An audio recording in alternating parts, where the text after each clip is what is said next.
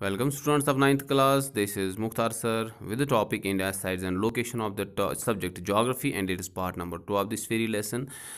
We will discuss something about in this very today's topic about this surrounding nations of the India and some points associated with the Suez Canal.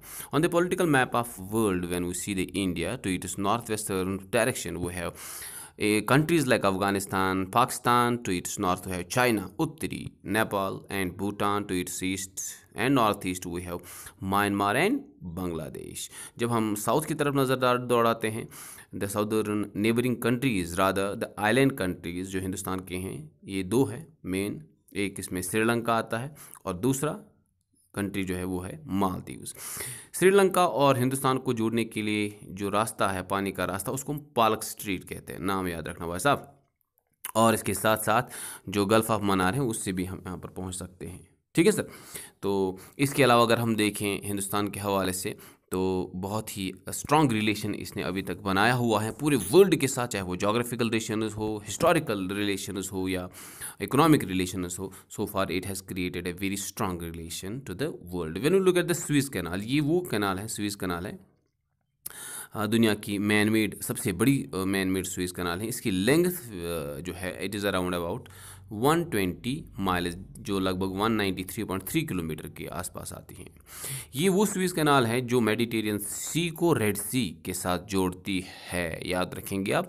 और Mediterranean सी किसके साथ जुड़ा हुआ है? शाबाश, Atlantic ocean के साथ. On the world map अगर आप देखने की कोशिश करेंगे, स्विस कैनाल अगर नहीं होती, if there will be no Swiss canal, तो हिंदुस्तान से शिप्स जो चलते हैं यूरोप के लिए, उनको यार बहुत लंबा चौड़ा रास्ता तय करना पड़ता. पहले अरेबियन सी, फिर मदगास्कर से होते हुए cape of good hope, southern most of Africa, उसके बाद अटलांटिक ओशन, और अल्टीमेटली ये यूरोप पहुंच जाते थे. It takes a ship at least 34 days with 16 kilometres per hour speed के हवाले से अगर हम बात करें, 16 नॉट्स नॉटिकल माइल्स के हवाले से.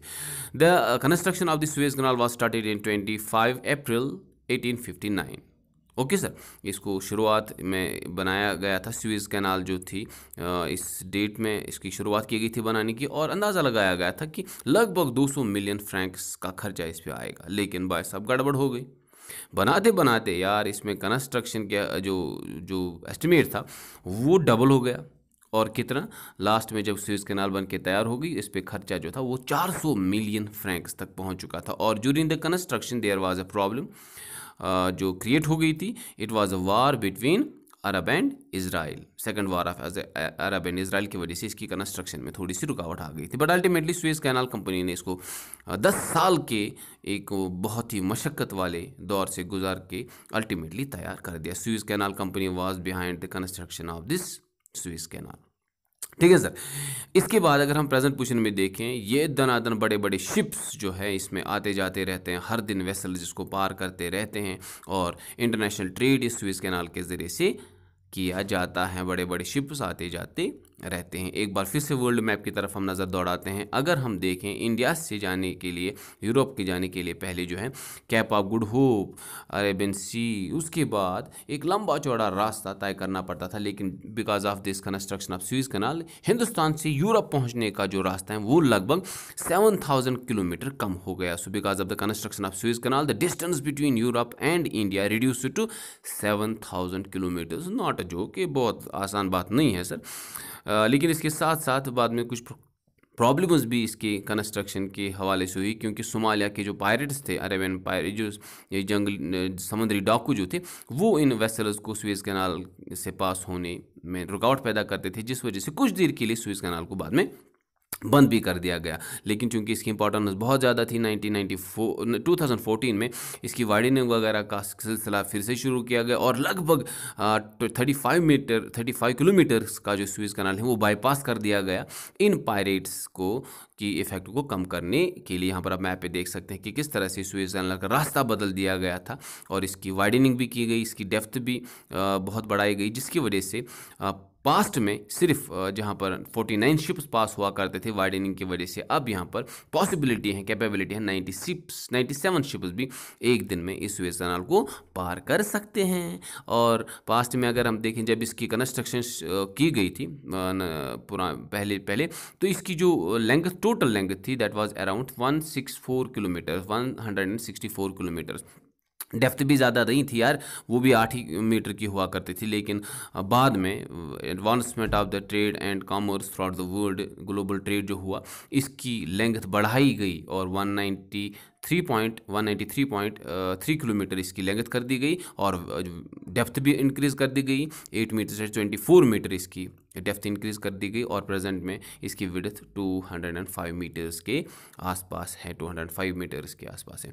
इससे क्या हो गया कि दो शिप्स एक ही साथ में एक जगह से दूसरी, एक साइड से दूसरी जगह आ जा सकते हैं। This is now in a position to pass two way traffic. हाँ, एक जहाज़ आता है और दूसरा जाता है। बड़े बड़े वेसल्स इसमें से पास होते रहते हैं हर दिन। ठीक है सर। सुएज कैनाल में चलने के लिए एक जहाज़ की अगर हम देखें, वो अगर हम देखें उसको लगभग 11 से 16 घंटे लगते हैं सुएज कैनाल को पार करने के लिए 18 नॉट्स की रफ्तार से। Got it, sir? With 18 knots, it takes at least 11 to 16 hours to pass the Suez Canal. इसके अलावा इन जहाज़ों की अगर हम बात करें, जहाज़ों को पास होने के लिए कुछ क्राइटेरियाज को पास करना होता है। जैसे वही शिप्स इस सुएज कैनाल में पार होते हैं या उनको चलने की इजाज़त दी जाती है जिनका डेक बॉटम से, जहाज़ के बॉटम से सिर्फ 20 मीटर ऊंचा हो। डेड वेट टनेज जिसको हम बोलते हैं, खाली जहाज़ का वज़न 2,40,000 टन से ज़्यादा नहीं होना चाहिए। टॉप से लेके बॉटम तक जहाज़ की जो हाइट है वो 68 मीटर से ज़्यादा नहीं होनी चाहिए। अगर इन क्राइटेरियाज को पार नहीं करता है जहाज़ तो उसको पास होने नहीं दिया जाता है। वर्ल्ड मैप में अगर हम फिर से देखें, आजकल के दौर में सुएज कैनाल की मदद से, with the help of Suez canal, the ships or vessels who wants to reach the European countries या यूरोप पहुंचने के लिए उनको सिर्फ 19 डेज लगते हैं। 19 दिन का ही सफ़र तय करके एक वेसल जो है वो यूरोप पहुंच सकता है सुएज कैनाल की मदद से, जो लगभग 34 डेज़ का हुआ करता था जब सुएज कैनाल नहीं थी। यानी कि सुएज कैनाल के न होने की सूरत में यूरोप पहुंचने के लिए 34 डेज़ लगते हैं। और हर जहाज़ को टूल टैक्स की शक्ल में $1,75,000 सुएज कैनाल कंपनी को देने पड़ते हैं या सुएज अथॉरिटीज़ को देने पड़ते हैं। इसके अलावा जो रफ्तार है वेसल्स की जो इसमें से पास होते हैं वो लगभग जो है 13 से 14 किलोमीटर के पर आवर के आसपास होनी चाहिए। अदरवाइज़ ज़्यादा स्पीड की वजह से दूसरे जहाज़ों को, शिप्स को या बैंक्स को जो है वो इरोड होने का खतरा रहता है। और हर दो जहाज़ों के दरमियान, हर दो वेसल्स के दरमियान जो टाइम डिफरेंस है वो लगभग 10 से 16 मिनट के आसपास है। यानी कि हर दो जहाज़ों के दरमियान 10 से 16 मिनट का डिस्टेंस होना बहुत ही ज़रूरी है। इससे चलने फिरने में, जो जहाज़ों के आने जाने में जो है प्रॉब्लम नहीं होती है। दिन और रात इसमें जो है वेसल्स आते जाते रहते हैं। इसके साथ साथ पूरी दुनिया का लगभग अगर हम देखें, when you look at the seaborne trade of the world, उसका 10% 10% जो है सुएज कैनाल के ज़रिए से किया जाता है। और इसके साथ साथ जो है 97 शिप्स पर डे इसमें से पास हो सकते हैं because of its widening. Got it sir. और इसके अलावा जो रेवेन्यू है वो $13.226 बिलियन का पहुंच चुका है। So this was all about this very lesson, all about this very topic. Hope you have enjoyed this very topic. अगले वीडियो तक के लिए सलामत रहिए, खुश रहिए। अस्सलाम वालेकुम।